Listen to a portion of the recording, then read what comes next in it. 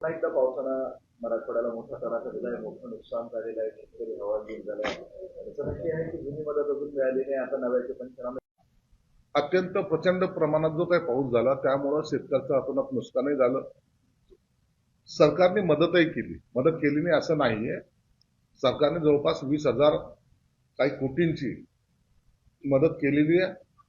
परंतु आता जो अवकाळी पाऊस आला या गेल्या 2-3 दिवसामध्ये त्याचे पंचनामे करून निश्चित सरकार त्यांना सुद्धा दिलासा देईल. निसर्गासमोर आपण हातबल असतो, परंतु हातबल असताना शेतकऱ्याला मदत करणं हे आपल्या हातात असतं. म्हणून सरकारने त्याचे पंचनामे सुरू केलेले आहेत आणि योग्य ती मदत सुद्धा सरकार त्यांना देईल. अशोक खराबचा मुद्दा खूप जास्त आहे. अनेक राजकारणी त्यांच्या मदतवरती आहे आणि त्याच्यावर कारवाई करायची मागणी होते. तुमच्या पक्षाचे दीपक केसरकर त्यांचे पण जवळचे लोक त्याच्या संपर्कात होते आणि एसआयटी चौकशी त्यांची सुरू झालेली आहे. दोन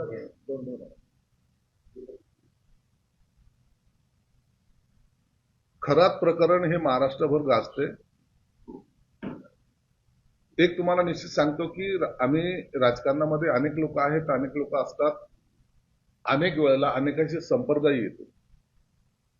नेमकं येणाऱ्या माणसाच्या मनात काय हे कधी सांगता येतं किंवा तो काय उद्योग करतो हे पूर्वकल्पना कधीही नसते. आणि असून जर कोणी त्याला जर साथ देत असेल तर तो गुन्हा आहे. तसा जर गुन्हा कुणाकडून घडला असेल तर निश्चित त्याची सुद्धा चौकशी झाली पाहिजे. परंतु हे प्रकरण एवढं गंभीर आहे, याच्या खोलात जाऊन आता तुम्ही जे काही व्हिडिओ पाहतात, अनेक व्हिडिओ जेव्हा येत आहेत त्या टायमाला निष्ठेचा कळस ज्याला म्हणतात तो आपल्या नजरेस येतोय. म्हणून एखाद्यावर श्रद्धा ठेवणे किंवा एखाद्याला मानणं आणि त्याचा असा गैरफायदा घेणं हे अत्यंत त्याला काय शब्द त्याला सुचत नाही, परंतु हे खेदजनकच आहे आणि अत्यंत किळसवान आहे. म्हणून असे धर्माच्या नावावर किंवा ज्योतिषाच्या नावावर किंवा बौद्धगिरीच्या नावावर असा जो काही प्रकार झालेला आहे तो या महाराष्ट्राला कलंक आहे. कारवाई केली पाहिजे. आता तुम्ही जर पाहिलं तर अनेक पुढाऱ्यांचे त्यांच्याबरोबर फोटो आहेत. अमित शहा पासून सर्वांचे फोटो आहेत. याचा अर्थ सर्वजण त्याच्याशी संबंधित अशातला भाग नाही. भेटतात, माणसं भेटतात, रोज भेटतात. परंतु खरा जर त्याच्यामध्ये कोणी त्याच्या सपोर्टिंगला असेल किंवा कोणी त्याच्या बरोबर असेल तर त्याच्यावरही कारवाई झाली पाहिजे. सरकारचं सुद्धा स्पष्ट मत आहे. सरकारचं फारच प्रेम होतं त्याच्यावर. अनेक ठिकाणी म्हणजे आता एक पाण्याच्या बाबत त्याचा निर्णय होता, त्याच्यासाठी स्पेशल GR काढून धारणेचं पाणी अगदी त्याच्या संस्थांना पोहोचवलं होतं. जवळपास सर्वच मंत्र्यांचं सत्ताधाऱ्यांचं विशेष प्रेम होतं. असं नसतं का एखाद्या वेळेला एखाद्याला थोडी बहुत मदत करणं हा भाग वेगळा आहे. परंतु हा मदतीचा जर गैरवापर जर कोणी घेतला असेल तर मात्र त्याचं चुकीचं झालेलं आहे. एक भावनेच्या भरात एखाद्याला जो मदत करायचा प्रयत्न केला असेल परंतु ही भावना कुठपर्यंत असावी यालाही काही लिमिटेशन असलं पाहिजे. म्हणून आता जो काही GR काढला म्हणतात त्याच्यामुळं एक आपल्याकडे लोकांचा रोष जातो हे मात्र तेवढंच खरं आहे. की एखादा मुख्यमंत्री ज्यावेळेस एखाद्या व्यक्तीला किंवा एखाद्या महाराजांना भेटायला जातो त्यावेळेस एक यंत्रणा असते की ती त्या सगळी चौकशी करते. अशा बाबी जाणं योग्य आहे का योग्य अशा प्रकारची भूमिका बनते. एकनाथ शिंदे मुख्यमंत्री असताना तिथं पोहोचल्याचा आरोप केला जातो. अनेक नेते त्या ठिकाणी पोहोचले जातात. एकनाथ शिंदे साहेब असतील किंवा अमित शहा साहेब असतील किंवा इतर कोणी नेते असतील त्यावेळेला हे प्रकरण कधी उघडीस आलं का हे आता कळायला लागलेलं आहे. म्हणून जोपर्यंत प्रकरण नाही, म्हणून हे अंधारातले प्रकार जेव्हा उजेडात येतात त्या टायमाला आपण आपल्याकडून सुद्धा आपण चुकीच्या माणसाला भेटलो त्याचा पश्चाताप आम्हालाही होतो. खराबला पकडलंय, खराब पोलीस घेऊन गेले, आता खराब पोलिसांबरोबर करताय तुमच्यावर मग याचे कुणाशी संबंध आहेत, कोण याच्याबरोबर पार्टनर आहे, कुणाबरोबर यांनी भागीदारी केलेली आहे किंवा इतर लफड्यामध्ये कोण कोण याच्या बरोबर आहेत, आणखीन काही प्रकार घडलेले आहेत का, त्याच्यासाठी याचा कुठं सहभाग आहे का, त्या सगळ्या बाबी तपासल्या जातील. एक फक्त त्याच्या गुन्ह्यापुरतं नाही तर त्यांनी इतरांना काही सहकार्य केलं का किंवा इतरांनी त्याला काही सहकार्य केलं का, या सगळ्या बाबीचा उलगडा या चौकशीमध्ये निश्चित होईल. लोक का जात होते त्याच्याकडे. हे बघा, राजकीय लोकांचं तुम्ही एक सांगतो, आम्ही सप्ताहाला जातो, आम्ही मंदिराला जातो, आम्ही प्रत्येक ठिकाणी जातो, आणि कार्यकर्त्यांचा आग्रही असतो. आणि अशा वेळेला एखाद्या चांगल्या भावनेने जर गेलो आणि तिथं जर काही एखादं चुकीचं काही घडलं तर त्याचा दोष असा डायरेक्टली तुम्हाला देता येणार नाही. म्हणून मग उद्यापासून प्रत्येक आलेल्या माणसाचं त्याला आयडेंटिफाय करणं, मग त्याचा पूर्व इतिहास 10 वर्षाचा काढणं हे शक्य होत नसतं. म्हणून एकदा अजितदादा बोलले होते की आम्ही कुणाबरोबर फोटो काढतो हे आम्ही सांगू शकत नाही, पण कोण गर्दीमध्ये उभं राहतो याचा तुम्ही हे केलं, सखोलामध्ये गेलं पाहिजे. अनेक वेळेला तुम्ही पाहिलं असेल राजकीय पुढाऱ्यांबरोबर कधी एखाद्या वेळेला आपल्याला तडीपार गुंड दिसतो, कधी बलात्कारी दिसतो, कधी आणखीन कोणी दिसतो. हे नेत्यांना माहिती असलं, जाणून बुजून जर झालं तर तो गुन्हा आहे. पण अचानक कोणी जर काही केलं तर त्याला दोष देता येणार नाही. म्हणून आता सगळे नेते सुद्धा सावध झालेले असावेत आणि यापुढे अशा जे काही फोटोग्राफ्स किंवा असे काही कार्यक्रम ज्याला आपण वेगळा अर्थ देतो त्या ठिकाणी जायला आता लोक कचरतात. 68 सातबारे आढळलेली आहेत, म्हणजे त्याच्या पत्नीचे नाव आहे संपत या महाराजाचं खरा. तर महाराज लोक एवढे श्रीमंत असतील माझी कल्पना नव्हती, परंतु हे भयानकच आहे. तुम्ही ह्या प्रकरणाला सिरियसली घ्या. जवळपास 500 कोटीच्या वरची प्रॉपर्टी एखाद्या महाराजाकडे सापडते, 38 सातबारे असतात. मग ही प्रॉपर्टी आली कुठून? मग कदाचित त्यांनी कुणाला ब्लॅकमेल केलं का, कोणी त्याला देणगी दिली का, हा सगळे प्रकार ही चौकशी अंती आपल्याला दिसून येईल.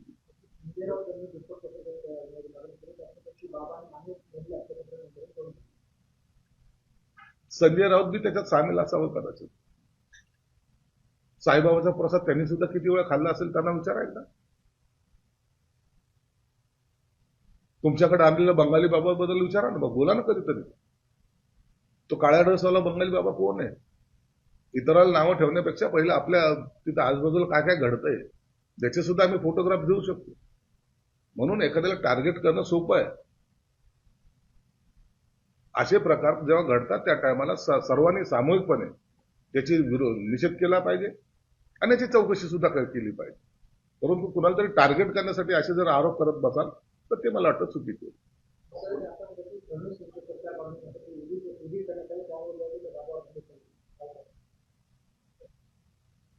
आता उद्धव ठाकरे साहेब जेव्हा त्या वर्षामध्ये होते त्या ठिकाणी फार काही लिंबू वगैरे वगैरे निघाले म्हणतात, काळा जादू केल्याचं म्हणतात.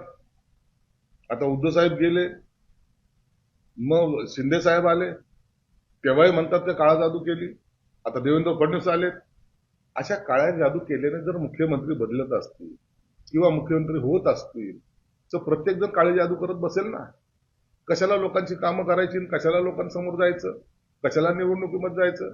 काळी जादू केली तर निवडून आलं, काळी जादू केली तर मंत्री झालं, काळी जादू केली तर मुख्यमंत्री झालं. किती सोपा प्रकार आहे हा पुरोगामी महाराष्ट्र. या पुरोगामी महाराष्ट्रामध्ये असे प्रकार चालत नाहीत.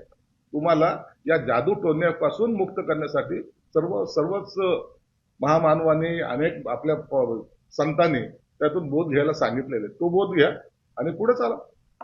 ज्यांचे ज्यांचे फोटो त्या महाराजांसोबत आहेत, कोणते मंत्री असतील त्यांच्या राजीनाम्याची मागणी केली जाते. आता या विरोधकांचे कुणाकुणाबरोबर फोटो आहे ते आता हे काढत बसायचं का? हा धंदा उरलाय आम्हाला. जो सत्तेत असतो त्याच्याबरोबर फोटो काढायला हजारो लोक असतात. देवेंद्र फडणवीस साहेबांबरोबर किती लोक रोज फोटो काढतात, एकनाथ शिंदे साहेबांबरोबर किती काढतात. अहो आमच्यासारख्या साध्या माणसाबरोबर किती लोक फोटो काढतात. फोटोवर राजकारण चालत नसतं. फोटो हे प्रत्येकाला वाटतं की एखादा आपण ज्याला आदर्श मानतो किंवा एखादा मोठा नेता असेल त्याच्यावर आपला फोटो असला पाहिजे. काय गैर आहे त्याच्यात? आणि फोटो मुळे जर राजकारण सोडावं लागलं तर मग तो बुरखे घालून मंत्र्याला फिरावं लागलं.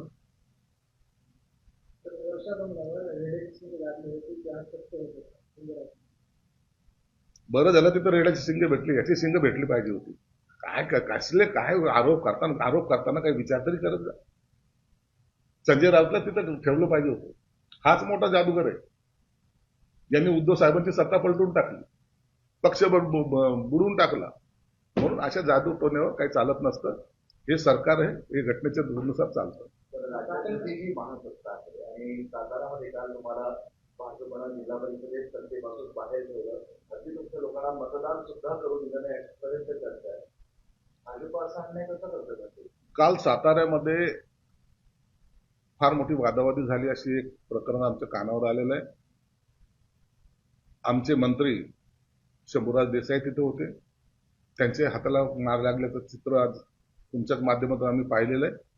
मला वाटतं शंभूराज देसाईंनी ह्याची सर्व कल्पना माननीय एकनाथ शिंदे साहेबांना दिली असावी आणि म्हणून नेमकं प्रकरण काय हे शंभूराज देसाई आणि शिंदे साहेबांना माहिती आहे. आणि मग त्याच्यावर अशा माहितीमध्ये काम करताना अशा अडचणी का येतात यावरचा निर्णय एकनाथ शिंदे साहेब जरूर घेतील. संभाजीनगरमध्ये काही वेगळं चित्र नव्हतं, तुमच्या दोघांची विजय घडले, मात्र तुम्ही सत्तेमध्ये आहे. या सगळ्या बाबी शिंदे साहेबांच्या कानावर गेलेल्या आहेत. शिंदे साहेब निश्चितच याच्यावर काय निर्णय घ्यायचा किंवा काय कुणाला समज द्यायची नाही द्यायची याचा निर्णय शिंदे साहेब घेतील. जयंत पाटलांच्या नावाने यांनी चर्चा करता. आता पुन्हा ते पुढे आले की ते भाजपमध्ये जाणार होते आणि संजय काका पाटील म्हणतात ते सगळं माझ्यासमोरच होतं. तुम्ही पण अनेक वेळा बोलले जयंत पाटील.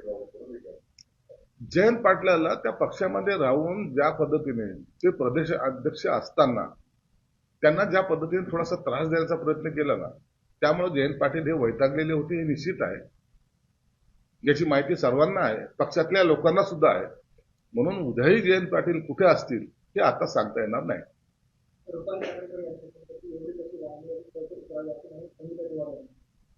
आता हे प्रत्येक जण एखाद्यावर आरोप झाल्यानंतर प्रत्येक जण मागणी करतंय आणि आता चौकशीच्या भोवऱ्यामध्ये ते सगळेजण असताना त्याची सर्व माहिती काही दिवसानंतर लोकांसमोर येईल. आपण आपल्या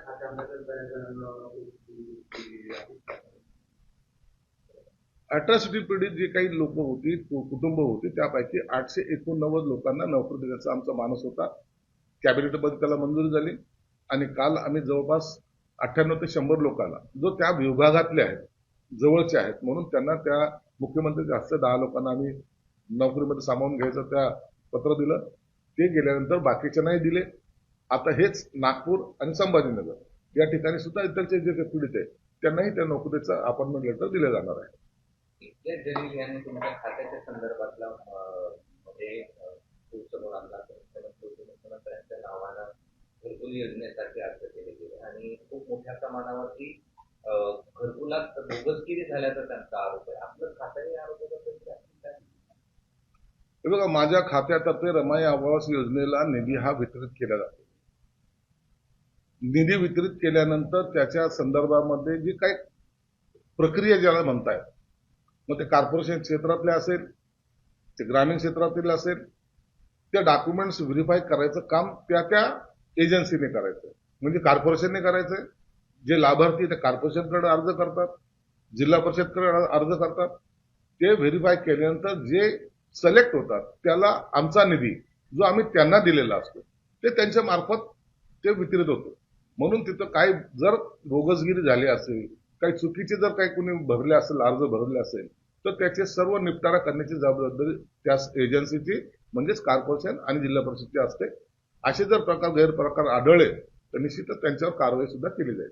चौकशी तुम्ही तुमच्या खात्याकडनं लावणार आहात? आमच्या खात्यातर्फे आम्ही फक्त निधी वितरित करतो. आम्ही निधी देतो त्या फसवणूक जरी आमची होणार होती तर याच्या संदर्भामध्ये आम्ही त्यांना निश्चित त्यांच्या काय म्हणणं आहे त्याची मागणी त्यांचं म्हणणं आमच्यासमोर मांडायला त्यांना भाग पाडू.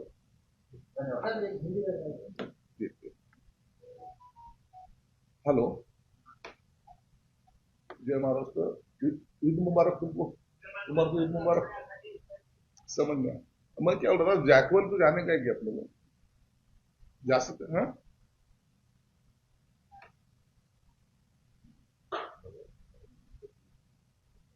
तीन दिन है तो कल का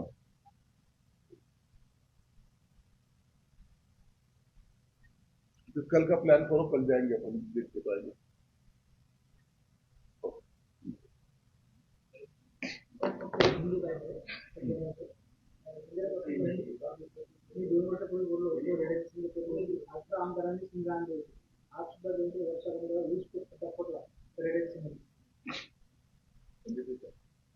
देखिए, संजय राउत ने जो कहा है कि वो रेडियो का सिंह वगैरह कुछ तो भी गुवाहाटी से इधर से आए, मुझे लगता है ऐसा बेवकूफ स्टेटमेंट करने वाला संजय राउत ये देश में एकमेव आदमी होगा. 20 फुट खोदो तो तुमको वो मिलेगा और 50 फुट खोदेंगे तो पानी लगेगा. ऐसे बेवकूफ वाली बातें संजय राउत ही कर सकता है। और ये जादू टोना पे कोई देश नहीं चलता। अगर जादू टोना से ही सब मंत्री बदलते, मुख्यमंत्री बदलते, तो लोग यही करते बैठते थे। इसलिए ये जादू टोना को ये समर्थन कर रहा है, इसलिए सबसे बड़ा गुनहगार ये है। और ऐसी कोई भी बातें हमारे महाराष्ट्र के जो पुरोगामी महाराष्ट्र कहला जाता है उसमें ऐसी बातें कभी होती नहीं।